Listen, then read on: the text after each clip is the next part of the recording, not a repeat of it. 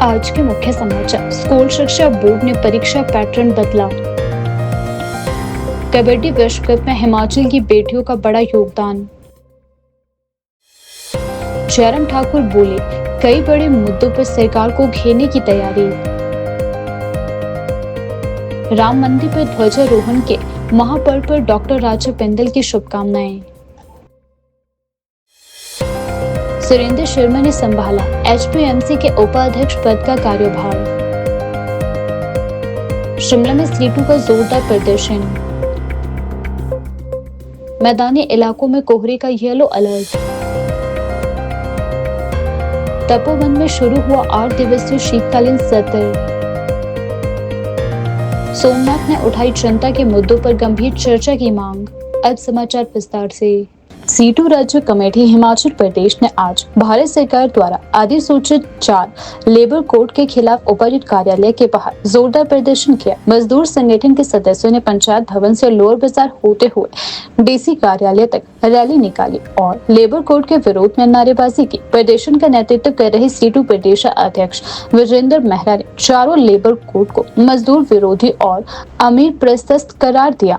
उन्होंने कहा कि इन कोड से मजदूरों के लोकतांत्रिक अधिकार, सुरक्षा, वेतन और सामाजिक सुरक्षा कमजोर होगी। उन्होंने केंद्र सरकार से इन लेबर कोड को तुरंत निरस्त करने की मांग उठाई है। उपायुक्त कार्यालय के बाहर आयोजित सभा को संबोधित करते हुए अन्य वक्ताओं ने कहा कि मजदूर हितों पर प्रहार करने वाले इन 4 लेबर कोड के खिलाफ 26 नवंबर को देशव्यापी आंदोलन आयोजित किए जा रहे हैं। उन्होंने कहा कि सरकार को मजदूरों की चिंताओं की अनदेखी बंद कर संवाद और सुधार की दिशा में कदम उठाने चाहिए। सेठू ने चेतावनी दी है कि अगर सरकार ने मजदूरों की आवाज नहीं सुनी तो विरोध को और तेज किया जाएगा।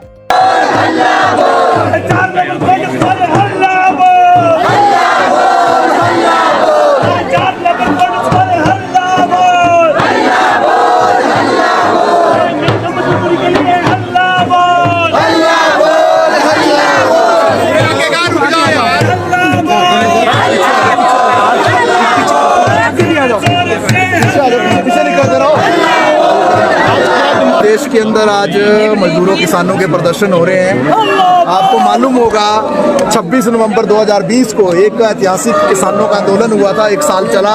3 काले कृषि कानून लाए गए थे। मोदी सरकार ने उस वक्त भी कहा ये ऐतिहासिक कानून है, किसानों के पक्ष के कानून हैं। लेकिन 750 जो शहादतें हुई जो किसानों की इसमें आंदोलन में, उसके बाद 1 साल के बाद मोदी सरकार को माफी मांगनी पड़ी और काले कानून वापस लेने पड़े, क्योंकि वो काले कानून किसानों के पक्ष के नहीं थे। बड़ी बड़ी जो कॉरपोरेट कंपनियां हैं उनके खिलाफ थे, उनके पक्ष के थे और किसानों के खिलाफ थे। और उसमें किसानों को उनकी ही जमीन से बेदखल करके उनको मजबूरी में धकेलने की एक साजिश थी, कंपनियों के हवाले खेती करने की साजिश थी।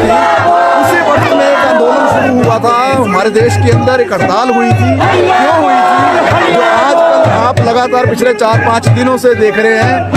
4 लेबर कोड ला दिए गए। ये लेबर कोड क्या है? ये बंधुआ मजदूरी और गुलामी को स्थापित करेंगे। 44 कानून जो हमारे देश के अंदर बने हैं पिछले 100 साल में, उसमें से 29 कानूनों को सीधे रूप में खत्म कर दिया गया। और 4 लेबर कोड आने से क्या होगा कि उद्योगों में काम करने वाले 74% मजदूर कानून के दायरे से बाहर हो जाएंगे। 70% उद्योग जो है कानून के दायरे से बाहर हो जाएंगे। ठेका मजदूरी में जो पहले लाइसेंसिंग प्रक्रिया थी 20 मजदूरों पर, उसको बढ़ाकर 50 कर दिया।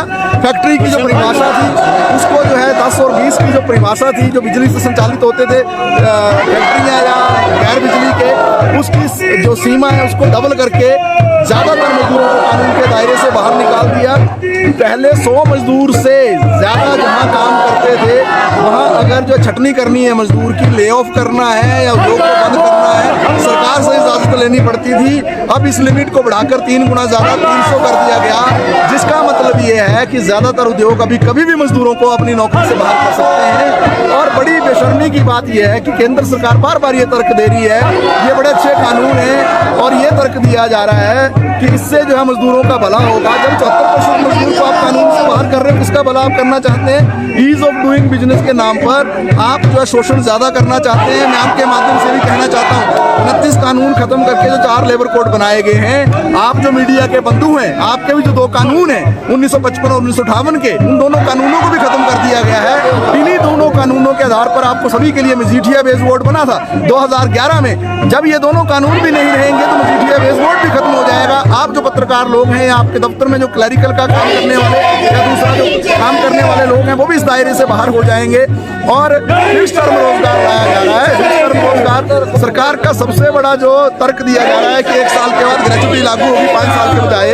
पर हम पूछना चाहते हैं, जब आपने फिक्स टर्म रोजगार लाकर 3 महीने 6 महीने के बाद हम नौकरी से ही निकाल दोगे, किसी को 1 साल पूरा नहीं होने दोगे, तो 1 साल के बाद ग्रेच्युटी मिलेगी कहाँ? और ये जो पूरा एक षड्यंत्र चल रहा है, जहाँ पर ईपीएफ की राशि को आपने 12% से बढ़ाकर 10% कर दिया, किसका नुकसान हुआ? मजदूरों का, कर्मचारियों का। आपने ईएसआई की स्कीम को ध्वस्त कर दिया, सामाजिक सुरक्षा की स्कीम को, मेडिकल की स्कीम को, उसका शेयर जुटाया आपने, साथ में निजीकरण कर दिया। किसका नुकसान हुआ? मजदूरों और कर्मचारियों का। बोनस पहले मजदूर और कर्मचारी 20% भी दे सकते थे, लेकिन अब हाईएस्ट लिमिट 8.33% कर दी गई। इसके खिलाफ जो पूरे देश के अंदर आज आंदोलन हो रहे हैं लेबर कोड के खिलाफ, और हिमाचल के अंदर हिमाचल जो सेब उत्पादक संघ है और हिमाचल किसान सभा है, उसके जरिए और सीआईटीयू के इस प्रदर्शन के माध्यम से, और जो केंद्रीय ट्रेड यूनियन है, संयुक्त किसान मोर्चा है, उसके जरिए हमने भूमि की बेदखली हो रही है हिमाचल के अंदर पिछले 1.5-2 वर्षों से, जिस तरीके से भूमिहीनता हो रही है, जिस तरीके से किसानों को उजाड़ा जा रहा है, जिस तरीके से किसानों को सुप्रीम कोर्ट का ऑर्डर होने के बावजूद भी जमीन से बेदखल किया जा रहा है। एनएचएआई ने जो जिस तरीके से नेशनल हाईवे और 4 लेन का जो रोड बनाए, उसमें जो लोग प्रभावित हुए, जो उनको घर जो उनके गिरे, उनको मुआवजा मिलना चाहिए था, कानून के अनुसार जो सुविधा मिलनी थी, वो कुछ नहीं मिला। आपदा 3 साल से हिमाचल के अंदर चल रही है। इस बार सबसे ज्यादा आपदा आई, जिसमें जो है सैकड़ों लोगों की जान गई, कितने घर गिर गए, कितना जो है हमारा पूरा ढांचा जो है वो सारा खत्म हो गया। प्रधानमंत्री जी आए, 1,500 करोड़ रुपए का घोषणा करके चले गए, आज तक चुन्नी नहीं मिली। इन सारे विषयों को, जो मजदूरों के, किसानों के विषय हैं, जो बागवानों के विषय हैं, जो छात्रों, नौजवानों, महिलाओं, दलितों, पिछड़ों के मुद्दे हैं, उन सभी मुद्दों को हमने उठाया। हिमाचल प्रदेश स्कूल शिक्षा बोर्ड ने मार्च में होने वाली 10वीं और 12वीं कक्षा की वार्षिक परीक्षाओं के प्रश्न पत्र पैटर्न में महत्वपूर्ण बदलाव किए हैं। इस बार बोर्ड ए, बी और सी सीरीज में प्रश्न पत्र जारी करेगा, लेकिन तीनों सीरीज में प्रश्न समान होंगे, केवल उनका क्रम अलग होगा। 10वीं कक्षा में ये 6 विषय 3 सीरीज में होंगे: अंग्रेजी, हिंदी, गणित, science and technology, social science, Sanskrit. 12वीं कक्षा के 12 विषयों में जंबल सीरीज लागू होगी। अंग्रेजी, हिस्ट्री, इकोनॉमिक्स और political science, Hindi, Sanskrit, physics, chemistry और बायोलॉजी, गणित इत्यादि शामिल है। वोकेशनल और अन्य वर्षों में छात्रों को एक ही सीरीज का प्रश्न पत्र मिलेगा। यहाँ ए, बी, सी सीरीज लागू नहीं होगी। इस बार 3 सीरीज के प्रश्न पत्रों में सभी प्रश्न एक जैसे होंगे, लेकिन क्रम अलग होगा। एक सीरीज में प्रश्न 1 जहां होगा, वहीं प्रश्न बी या सी सीरीज में किसी और स्थान पर होगा। प्रश्नों को जंबल पैटर्न में सेट किया जाएगा ताकि नकल की संभावनाएं कम हो। स्कूल शिक्षा बोर्ड धर्मशाला के सचिव डॉक्टर मेजर विशाल शर्मा ने बताया कि इस बार प्रश्न पत्रों का पैटर्न बदला गया है। ए, बी और सी तीनों सीरीज में समान प्रश्न होंगे, लेकिन उनका क्रम अलग रहेगा। इससे परीक्षा प्रणाली और भी निष्पक्ष व पारदर्शी बनेगी। बोर्ड ने यह बदलाव परीक्षा प्रक्रिया को मजबूत और अधिक सुरक्षित बनाने के लिए किया है। धर्मशाला के तपोवन में हिमाचल विधानसभा का शीतकालीन सत्र शुरू हो चुका है। यह पहला मौका है जब सत्र 8 दिन चलेगा। राष्ट्रगान और संविधान दिवस पर प्रस्तावना पाठ के साथ कार्यवाही शुरू हुई। मुख्यमंत्री सुखविंदर सिंह सुक्खू ने पूर्व विधायक बाबूराम गौतम के लिए सदन में शोकोत्तर प्रस्ताव रखा। सत्र के पहले ही दिन कांग्रेस विधायकों ने भाजपा विधायक हंसराज पर पोक्सो एक्ट के तहत लगे आरोपों को लेकर विधानसभा परिसर में धरना दिया और इस्तीफे की मांग की। मंत्री जगत सिंह नेगी ने भाजपा पर कानून व्यवस्था बिगाड़ने और यौन शोषण के मामलों पर चुप्पी साधने का आरोप लगाया। स्पीकर कुलदीप पठानिया ने स्पष्ट किया कि विधानसभा परिसर के अंदर केवल विधायक ही प्रेस वार्ता कर सकेंगे। सत्र में कुल 744 प्रश्न उठाए जाएंगे और 28 नवंबर व 4 दिसंबर को गैर सरकारी कार्यों के लिए निर्धारित किया गया है। कार्यवाही से पहले मुख्यमंत्री सुखविंदर सिंह सुक्खू ने नेता प्रतिपक्ष जयराम ठाकुर और भाजपा विधायकों से शिष्टाचार भेंट की। मुख्यमंत्री ने सदन में कहा कि सरकार 3 साल पूरे होने पर विजन प्रस्तुत करेगी। पंचायती राज चुनावों पर भाजपा का काम रोको प्रस्ताव स्वीकार किया गया, जिस पर मुख्यमंत्री ने कहा कांग्रेस संविधान की सबसे बड़ी रक्षक है और सरकार कानून के अनुसार कार्य कर रही है। मुर्दाबाद मुर्दाबाद मुर्दाबाद भारतीय जनता पार्टी मुर्दाबाद मुर्दाबाद मुर्दाबाद महिलाओं का शोषण नहीं सहेंगे नहीं सहेंगे नहीं सहेंगे महिलाओं का शोषण नहीं सहेंगे नहीं सहेंगे नहीं सहेंगे भाजपा भगाओ बेटी बचाओ भाजपा भगाओ बेटी बचाओ बलात्कारी इस्तीफा दो इस्तीफा दो इस्तीफा दो बलात्कारी इस्तीफा दो इस्तीफा दो इस्तीफा दो भाजपा का षड्यंत्र नहीं चलेगा नहीं चलेगा नहीं चलेगा महिलाओं का शोषण नहीं चलेगा नहीं चलेगा नहीं चलेगा BJP rapist Shem Shem Shem Shem Shem Shem ये विरोध प्रदर्शन इसलिए है भाई पीछे कर लो। भाजपा कहती है कि कानून व्यवस्था का मामला हिमाचल में है।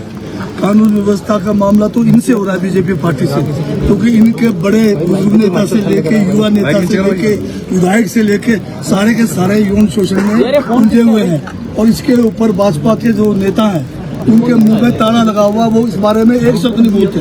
सबसे बड़ा प्रॉब्लम जो लॉ एंड ऑर्डर का है ये यौन शोषण का है और इनके पार्टी के अनेक पद जो अधिकारी हैं वो इसमें सम्मिलित है, इसका विरोध कर रहे हैं।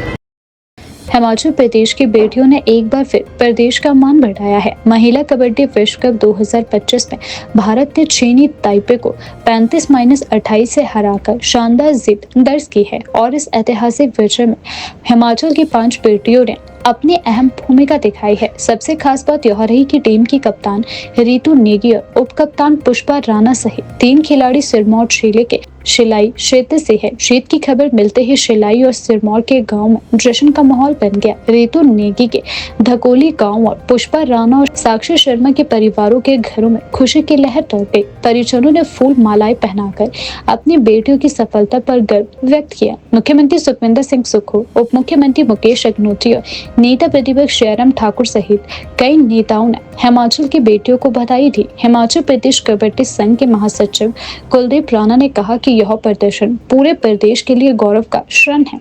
कप्तान रितु नेगी ने पूरे टूर्नामेंट में बेहतरीन नेतृत्व दिखाते हुए टीम को एक भी मैच हारने नहीं दिया। उप कप्तान पुष्पा राणा ने निर्णायक क्षणों में मजबूत खेल से टीम को संभाला। साक्षी शर्मा ने भी फाइनल सहित सभी मुकाबलों में शानदार प्रदर्शन कर टीम की जीत को सुनिश्चित किया। चुराहा चंबा के बखेईगढ़ गांव की चंपा ठाकुर भी विजेता टीम का हिस्सा रही। उनके घर में जीत का जश्न मनाया गया। लोग देर रात तक डीजे की धुनों पर थिरकते रहे। चंपा के माता पिता ने कहा कि उन्हें अपनी बेटी पर बेहद गर्व है। उपमंडल पंडोह के पिपला गल्लू गांव की भावना ठाकुर ने फाइनल मुकाबले में शानदार प्रदर्शन कर भारत की जीत में महत्वपूर्ण योगदान दिया। जिला कबड्डी संगठन के सचिव नेता सिंह ठाकुर ने बताया कि भावना के मजबूत कौशल ने टीम को निर्णायक बढ़त दिलाई। जिला कबड्डी एसोसिएशन के प्रधान श्यामलाल ठाकुर ने घोषणा की कि भावना के मंडी पहुंचने पर उनका भव्य स्वागत किया जाएगा। हिमाचल की बेटियों का यह प्रदर्शन न केवल राज्य बल्कि पूरे देश के लिए गौरव का विषय है। महिला कबड्डी विश्व कप में यह ऐतिहासिक जीत हिमाचल की खेल प्रतिभा की चमक को नई ऊंचाइयों पर ले गई है। हिमाचल प्रदेश विधानसभा के शीतकालीन सत्र की शुरुआत से पहले बुधवार सुबह विपक्ष के नेता और पूर्व मुख्यमंत्री जयराम ठाकुर कांगड़ा एयरपोर्ट पहुंचे। जयराम ठाकुर दिल्ली से लौटे, जहां उन्होंने भाजपा के राष्ट्रीय अध्यक्ष जेपी नड्डा और केंद्रीय गृह मंत्री अमित शाह से मुलाकात की। इस दौरान राज्य में मानसून के बाद पुनः स्थापना कार्यों की धीमी गति पर चर्चा हुई और राहत व पुनर्वास के लिए केंद्र से विशेष अनुदान की मांग भी रखी गई है। जयराम ठाकुर ने बताया कि भाजपा ने सत्र के दौरान सरकार को घेरने की अपनी रणनीति को अंतिम रूप दे दिया है। उन्होंने कहा कि पार्टी आम लोगों से जुड़े हर अहम मुद्दे को जोरदार तरीके से उठाएगी और सरकार की नाकामियों को उजागर करेगी। मीडिया से बातचीत में जयराम ठाकुर ने राज्य सरकार पर कई आरोप लगाए। उन्होंने कहा कि राज्य में कानून व्यवस्था की स्थिति लगातार खराब हो रही है। पंचायत चुनावों को लेकर सरकार और राज्य चुनाव आयोग के बीच टकराव चिंता का विषय है। PRI चुनावों को टालने के लिए आपदा प्रबंधन अधिनियम का अनावश्यक इस्तेमाल किया गया है। पहाड़ी राज्यों में खासकर शैक्षणिक संस्थानों में नशे की बढ़ती घुसपैठ गंभीर समस्या बन चुकी है। सरकार के खराब वित्तीय प्रबंधन ने प्रदेश को मुश्किल हालात में ला खड़ा कर दिया है। जयराम ठाकुर ने आरोप लगाया कि सरकार लगभग दिवालिया स्थिति में पहुंच चुकी है। उनके अनुसार वित्तीय अव्यवस्था के कारण राज्य के ठेकेदारों के भुगतान रोकने पड़े, पेंशनरों की पेंशन और चिकित्सा प्रतिपूर्ति में देरी हुई और कर्मचारियों के महंगाई भत्ते का बकाया भी रोका गया। विपक्ष के तेवर से साफ है कि शीतकालीन सत्र में सत्ता और विपक्ष के बीच तीखी बहस देखने को मिलेगी। हिमाचल प्रदेश में सर्दियों ने दस्तक तेज कर दी है। राज्य के कई इलाकों में शीतलहर चल रही है और रात के पारे में लगातार गिरावट भी दर्ज की जा रही है। लाहौल स्पीति के ताबो में न्यूनतम तापमान -6.8 डिग्री सेल्सियस दर्ज हुआ है, जो प्रदेश में सबसे कम है। पांवटा साहिब को छोड़कर हिमाचल के लगभग सभी स्थानों पर न्यूनतम तापमान 10 डिग्री सेल्सियस से नीचे रिकॉर्ड किया गया है। मौसम विभाग ने 28 नवंबर तक मैदानी क्षेत्रों में कोहरे का येलो अलर्ट भी जारी कर दिया है। सुंदरनगर, मंडी और बिलासपुर में मंगलवार सुबह घना कोहरा देखने को मिला। विशेष रूप से बिलासपुर के भांगड़ा पान क्षेत्र और आसपास के इलाकों के लिए 28 नवंबर तक घने कोहरे का अलर्ट जारी किया गया है। मंडी की बलहक घाटी में हल्के से मध्यम कोहरे की संभावना भी जताई गई है। मौसम विभाग केंद्र शिमला के अनुसार 2 दिसंबर तक पूरे प्रदेश में मौसम साफ रहने की संभावना है। बारिश या बर्फबारी के आसार नहीं है। न्यूनतम तापमान सामान्य के आसपास रहेगा। अधिकतम तापमान में 2 से 3 डिग्री सेल्सियस की बढ़ोतरी संभव है। प्रदेश में सर्दी फिलहाल बढ़ती ही रहेगी और पर्यटकों के लिए उच्च पर्वतीय क्षेत्रों में तापमान बेहद कम बना रहेगा।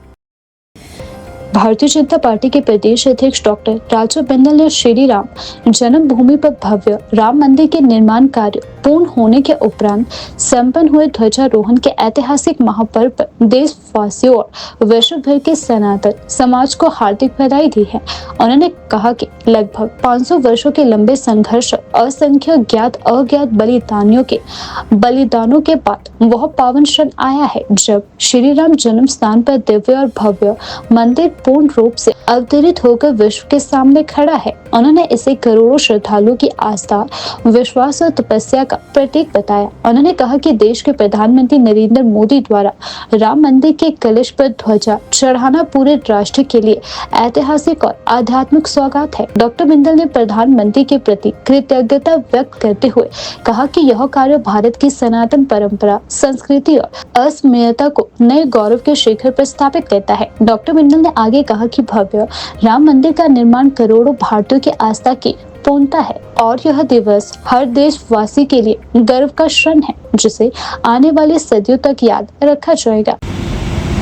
राम जन्म स्थान पर भव्य राम मंदिर के निर्माण का कार्य पूर्ण होने के उपरांत आज ध्वजारोहण का महापर्व हुआ है। हम संपूर्ण भारतवासियों को, विश्व में रहने वाले सभी सनातनियों शत शत बधाई देते हैं। लगभग 500 वर्ष का लंबा संघर्ष, हजारों बलिदानियों का बलिदान और उसके पश्चात श्री राम जन्म स्थान पर मंदिर का निर्माण पूर्ण होने पर हम शत शत बधाई देते हैं। देश के यशस्वी प्रधानमंत्री श्रद्धेय नरेंद्र भाई मोदी जी ने आज राम मंदिर कलश पर ध्वजा चढ़ाकर जो देशवासियों को सौगात दी है, हम श्रद्धेय नरेंद्र भाई मोदी जी को कोटि कोटि आभार व्यक्त करते हैं, धन्यवाद करते हैं और एक बार पुनः देश में श्री राम जन्मस्थान पर जो मंदिर का निर्माण हुआ है उसने करोड़ों देशवासियों की आस्था को पूर्ण किया है। हम पुनः देशवासियों को बधाई देते हैं। चौपाल क्षेत्र के लोकप्रिय नेता सुरेंद्र शर्मा ने आज शिमला स्थित निगम विहार में HPMC Himachal Pradesh marketing and processing corporation के वाइस चेयरमैन पद का कार्यभार संभाला। कार्यभार ग्रहण समारोह सुबह 11 बजे आयोजित किया गया, जिसमें समर्थकों और क्षेत्रवासियों में बड़ी संख्या में भाग लिया गया। कार्यक्रम के दौरान उपस्थित लोगों ने सुरेंद्र शर्मा को बधाई दी और नई जिम्मेदारी के लिए शुभकामनाएं भी दी गई। चौपाल के कई वरिष्ठ नागरिकों और युवा कार्यकर्ताओं ने उन्हें क्षेत्र की आन बान शान बताते हुए आशा जताई है कि उनके नेतृत्व में HPMC नई ऊंचाइयों को छुएगा। कार्यभार संभालने के बाद सुरेंद्र शर्मा ने सभी समर्थकों का आभार व्यक्त करते हुए कहा कि वे किसानों और बागवानों की भलाई के लिए पूरी निष्ठा के साथ कार्य करेंगे। जिम्मेदारी के लिए HPMC देखिए एक महत्वपूर्ण कॉरपोरेशन है हिमाचल प्रदेश गवर्नमेंट का, क्योंकि हॉर्टिकल्चरल प्रोडक्ट के साथ जुड़ा हुआ है, हमारी आजीविका के साथ जुड़ा हुआ है और हिमाचल की इकोनॉमी हॉर्टिकल्चर पे बहुत ज़्यादा डिपेंडेंट है। इस नियुक्ति के लिए मैं आदरणीय कांग्रेस प्रेसिडेंट खड़गे जी का, हमारी सबकी संरक्षक हमारी नेता सोनिया गांधी जी, आदरणीय हमारे LOP राहुल गांधी जी, मेरी नेता प्रियंका जी, आदरणीय मुख्यमंत्री सुखविंदर सिंह सुक्खू जी, आदरणीय शैलजा जी और समस्त कांग्रेस नेतृत्व का मैं सबसे पहले तो धन्यवाद करता हूँ।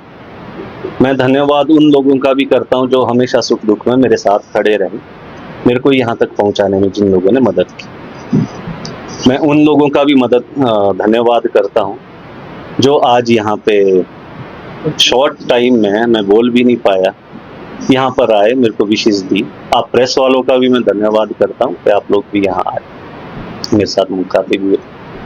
रही बात HPMC को लेकर, HPMC में जो वाइस चेयरमैन की कैपेसिटी में मैं कर पाऊंगा, मैं इसको आगे बढ़ाने के लिए हर तरह का अपने से हर संभव मेहनत करने की कोशिश करूँगा।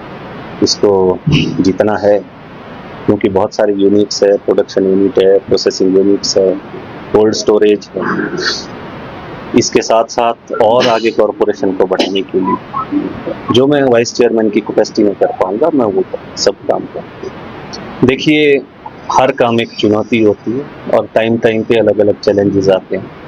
हमारा जो मेन टास्क है, मैं MD साहब के साथ भी बैठूंगा, HPMC का जो सेटअप उनके साथ बैठूंगा, आदरणीय चेयरमैन जो हमारे जगत सिंह नेगी जी उनके साथ भी बैठूंगा, उनसे भी गाइडेंस लेंगे। HPMC में आगे किस तरह से जाना है और ख़ास तौर पर मैं जो मेरा अपना मानना है, हम HPMC को एम्प्लॉयमेंट के साथ जोड़ना चाहते हैं, रूरल एम्प्लॉयमेंट के साथ जोड़ना चाहते हैं, सेल्फ हेल्प ग्रुप्स के साथ जोड़ना चाहते हैं, गांव के इकोनॉमी के साथ जोड़ना चाहते हैं। तो उस डायरेक्शन में थोड़ा काम करेंगे, मिलके काम करेंगे। मैं आजकल मैं समझूंगा क्या फंक्शनिंग होती है, क्या HPMC के प्रोजेक्ट से मैं आज ही ऑफिस रिज्यूम किया हूँ, तो देखते हैं, बात करके सबसे, फिर आप लोगों से भी टाइम टू टाइम, आप लोगों का मीडिया से भी हम लोग बात करते रहें, क्योंकि आप लोग भी कई चीज़ें बहुत उससे देखते हो, डिटेल में देखते हो। आप लोगों के भी सबके सजेशन लेके जिस तरह से इस कॉरपोरेशन को आगे ले जा सकते, हम इसको मजबूत करने की कोशिश करें। देखिए, मेरे ख्याल से ये ज़्यादातर मामले होते हैं मार्केटिंग बोर्ड से संबंधित और हमारी जो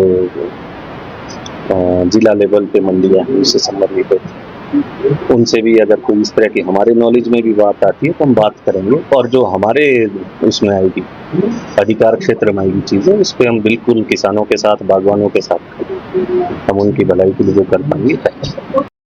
हिमाचल प्रदेश विधानसभा के शीतकालीन सत्र के पहले दिन कांग्रेस विधायकों ने भाजपा के खिलाफ विधानसभा परिसर में धरना प्रदर्शन किया। कांग्रेस ने भाजपा विधायक पर लगे पोक्सो आरोपों का मुद्दा बनाते हुए बेटी बचाओ भाजपा हटाओ के नारे लगाए। विधायकों के हाथों में बैनर भी दिखाई दिए और साथ ही आरोपी विधायक से इस्तीफे की मांग भी की गई है। इसी दौरान शिमला के स्थायी निवासी सोमनाथ ने भी विधानसभा सत्र के दौरान हुई चर्चा पर अपने विचार रखे हैं। उन्होंने कहा कि सत्र में जो भी फैसले लिए जाएंगे वे धरातल पर लागू होने चाहिए। उन्होंने उम्मीद जताई है कि सरकार व विपक्ष दोनों दल जनता से जुड़े वास्तविक मुद्दों जैसे रोजगार, शिक्षा, स्वास्थ्य और विकास पर चर्चा करेंगे। सोमनाथ ने कहा कि जनता हर सत्र से उम्मीद लगाकर बैठी होती है और इस बार भी आम लोग चाहते हैं कि उनके मुद्दों को प्राथमिकता मिले। साहब। देखिए, जो मैटर है जिसके खिलाफ जो धरना किया जा रहा है वो तो महिला सुरक्षा के साथ संबंधित है, वो तो ठीक है, लेकिन बड़ी अजीब सी बात है कि एक पार्टी के लोग ही अगेंस्ट कर रहे हैं, जबकि वो उसके अलावा उसके खिलाफ कोई एक्शन भी ले सकते थे। ये धरना प्रदर्शन करना तो कुछ अजीब सा लग रहा है।